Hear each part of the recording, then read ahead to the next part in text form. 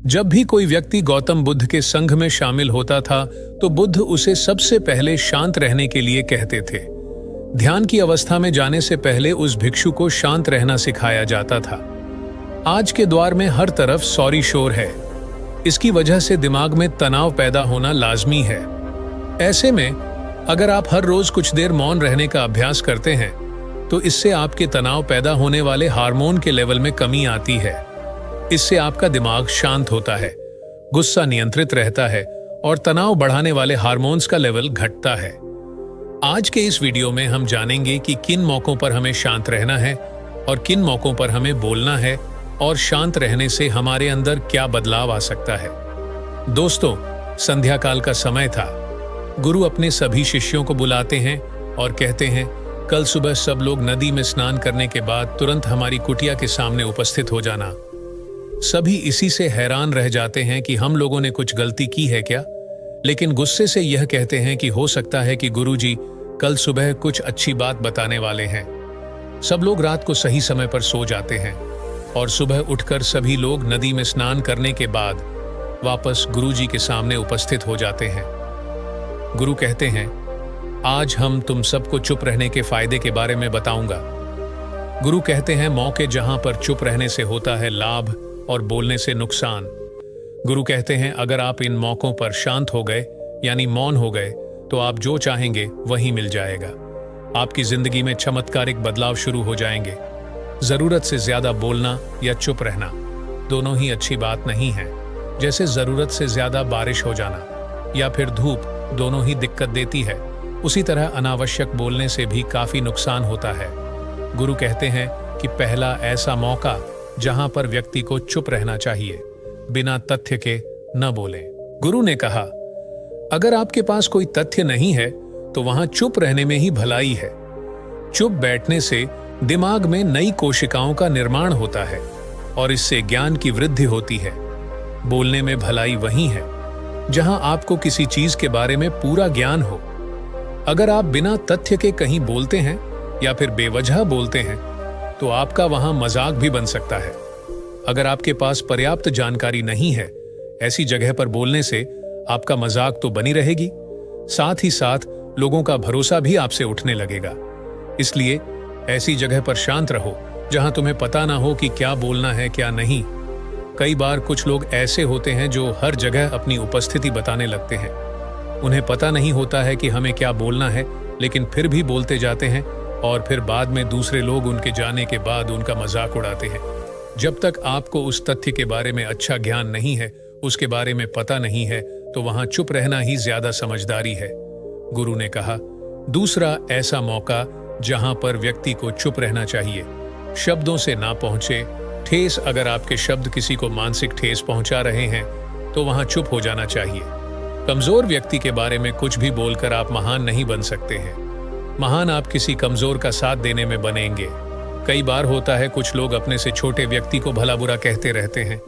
सामने वाला इंसान तो कद से आपसे छोटा है, वह आपको कुछ नहीं बोलेगा, लेकिन आप उसकी नजरों में गिरते चले जाएंगे। हो सकता है कि कल वह भी आपसे पद में बड़ा हो जाए।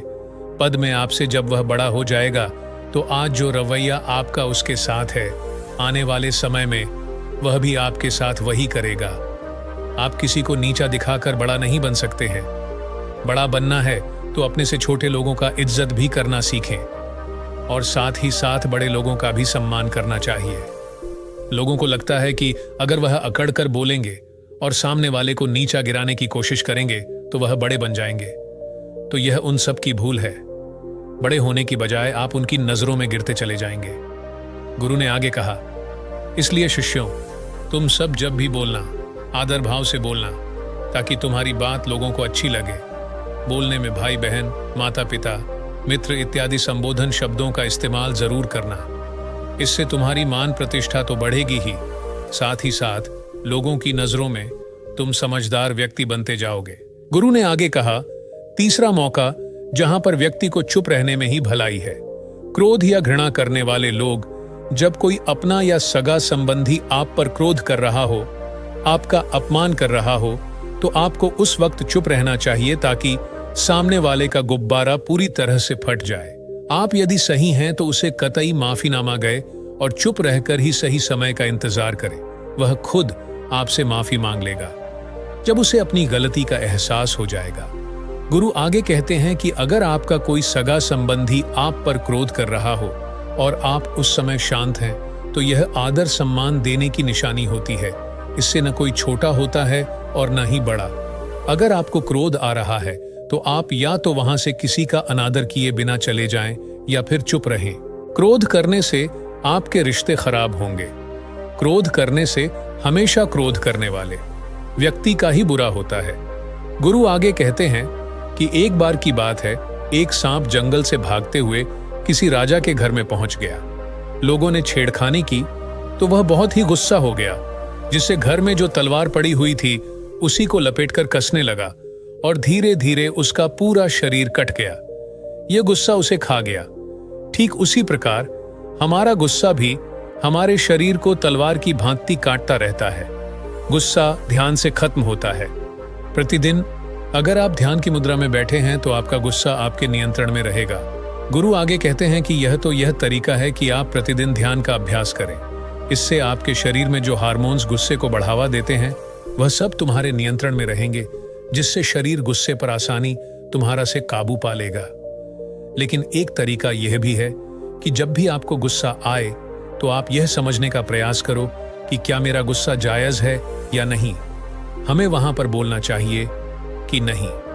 जब आप खुद इस बात का आंकलन लगा पाएंगे तो आपको खुद पता चल जाएगा कि हमें गुस्सा करना चाहिए या नहीं। फिर भी आपको गुस्सा आ रहा है तो आप वहां से हटने का प्रयास करें, वहां से दूर चले जाएं। धीरे धीरे समय के साथ आपका दिमाग शांत हो जाएगा। गुरु ने कहा, चौथा, ऐसा मौका जहां पर इंसान को बहुत ही समझदारी के साथ काम लेना चाहिए, वहां पर आपको चुप रहना ही चाहिए। जहां पर उस मुद्दे से आपका कोई संबंध ना हो। अगर आपका किसी मुद्दे से कोई संबंध ना हो तो वहां आपका चुप रहना बनता है। बिना किसी वजह अगर आप दूसरे के मुद्दे पर बोलेंगे तो यह आपके लिए अनिष्टकारी होगा। इसमें केवल और केवल आपका ही नुकसान है। जल्द ही आप किसी दो लोगों के बीच हो रहे विवाद में जल्दी अपनी टांग न डालें। अगर सामने वाला आपको बुला रहा है अपना झगड़ा शांत करवाने के लिए तो ही आप वहां पर जाएं। किसी की व्यक्तिगत जिंदगी में दखल अंदाजी नहीं देनी चाहिए जब तक कि वह व्यक्ति आपको नहीं बुलाता है। अपने झगड़े को शांत करवाने के लिए कुछ लोग फालतू में दूसरे के विवाद में कूद पड़ते हैं। इससे उनके मान सम्मान मर्यादा पर लोग उंगली उठाने लगते हैं। गुरु कहते हैं कि इन मौकों में पांचवा ऐसा मौका जहां पर व्यक्ति को बहुत ही समझदारी के साथ चुप रहना चाहिए। आपके शब्दों से किसी मित्र को हानि न पहुंचे। अगर आपके शब्द सामने वाले के परिवार या मित्रों की प्रतिष्ठा के बारे में बुरी झलक दिखा रहे हैं तो आपको चुप रहना चाहिए।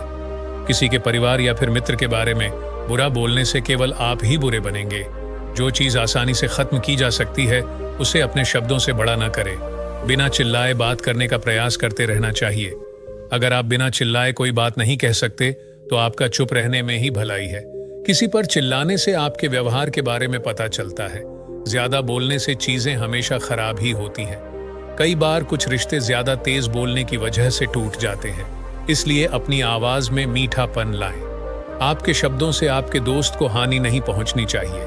कभी कभी दोस्तों के जब हम मजाक हैं तो रहें कि आपके शब्दों से किसी का अनादर न हो। मजाक को भी हमेशा शब्दों के मायने में ही रखें। जहां किसी को शब्दों से चोट लगे वहां चुप हो जाएं। ज्यादा बोलने से हमेशा नुकसान ही होता है। किसी और की प्रतिष्ठा को अपने शब्दों के माध्यम से उसे हानि नहीं पहुंचानी चाहिए। यदि आपके शब्दों से किसी और की प्रतिष्ठा को ठेस पहुंच रही है तो वहां आपको चुप हो जाना चाहिए। जब कोई व्यक्ति आपके सामने नहीं है तो आप उस व्यक्ति के बारे में बुरे शब्द किसी तीसरे व्यक्ति के सामने ना बोलें। गुरु कहते हैं, छठा मौका जहां पर व्यक्ति को चुप रहना चाहिए, जब कोई कर रहा हो किसी की बुराई। जब कोई आदमी आपके सामने किसी तीसरे आदमी की बुराई कर रहा हो तब तुम्हें चुप रहकर बस सुनना चाहिए। अपनी राय व्यक्त नहीं करना चाहिए, क्योंकि जो आज आपके सामने किसी तीसरे की बुराई कर रहा है वह कल किसी और के सामने आपकी बुराई भी कर सकता है। यदि आपने कुछ कहा है तो नीति शास्त्र के अनुसार जो अपने मुंह को बंद रखता है और बुद्धि से काम करता है वही इंसान समझदार होता है। बिना जरूरत के बोलना, किसी के बारे में किसी के बीच में बोलना यह गलत बात है। कभी कभी हमारे लिए बुद्धिमानी इसी में होती है कि हमें अपना मुंह ऐसी जगह पर नहीं खोलना चाहिए। गुरु आगे कहते हैं कि इन मौकों में 7वां ऐसा मौका जहां पर व्यक्ति को चुप रहना चाहिए। जब कोई नहीं समझे आपकी भावना, यदि आपको लग रहा है कि कोई व्यक्ति आपकी भावना, दुख या परेशानी को शब्दों में नहीं समझ रहा है, यदि आपको लग रहा है कि सामने वाला व्यक्ति आपकी भावना या दुख को या आपकी जो परेशानी है उसको वह समझ नहीं पा रहा है या समझने का प्रयास ही नहीं कर रहा है या वह आपको ध्यान से सुन ही नहीं पा रहा है, तो ऐसे व्यक्ति के सामने आप चुप ही रहे, क्योंकि ऐसे लोगों को आपकी भावनाएं या दुख से कोई मतलब नहीं होता है। ऐसे लोगों को अपना राज बताकर आप पछताएंगे ही बाद में। इसलिए हर किसी को अपने मन की बात नहीं बतानी चाहिए। अगर आपको लग रहा है कि सामने वाला आपकी बात को नहीं समझ पा रहा है, आपकी भावनाओं को नहीं समझ पा रहा है, तो वहां पर आपको नहीं बोलना चाहिए, क्योंकि आज में आपका मजाक ही बन जाएगा। जब आपको लगने लगे कि सामने वाला आपकी भावनाओं को ठीक तरीके से समझ रहा है, आप जो कह रहे हैं वह ठीक से सुन रहा है, तभी आप उसे अपनी बात कहें। गुरु कहते हैं कि 8वां मौका जहां पर आपको चुप रहना चाहिए, जब कोई इंसान अपना दुख व्यक्त करे। यदि कोई इंसान अपने दुख या परेशानी को आपको बता रहा है, तो इसका मतलब यह है कि वह आपको अपना समझ रहा है। ऐसे में तुरंत ही उसे समाधान बताने के बजाय चुप रहकर उसके दुख या समस्या को सुने। उसके दुख या समस्या को किसी और को ना बताएं। वह इसलिए नहीं बता रहा है कि उसकी समस्याओं का समाधान कर देंगे, बल्कि वह इसलिए भी बता रहा है कि सामने वाला उसकी बात को समझ रहा है। कई बार बताने से दुख कम हो जाते हैं। आपको अपना दुख इसलिए बता रहा होगा कि उसे लग रहा है कि आप उसकी बात को समझ रहे हैं। दुख बांटने से कम हो जाता है। इसलिए जब कोई व्यक्ति अपना दुख आपसे व्यक्त करे, तो आप चुप मारकर उसकी बात को बहुत ही ध्यान से सुने, ताकि उसके दुख कम हो जाएं, उसके मन का बोझ हल्का हो जाए, क्योंकि उसके मन में जो भी बातें थीं वह आपको सब बता दिया। गुरु आगे कहते हैं कि इन जगहों में 9 ही ऐसी जगह जहां पर आपको चुप रहना चाहिए। जहां पर दुष्ट प्रकृति के लोग रह रहे हों और गाली गलौज कर रहे हों, तो आप वहां पर मत जाइए।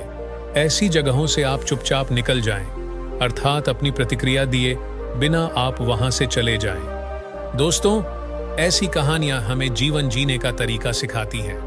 अगर आपको यह कहानी पसंद आई और आप हमारे चैनल पर और बेहतरीन कहानियां देखना चाहते हैं, तो सब्सक्राइब जरूर करें।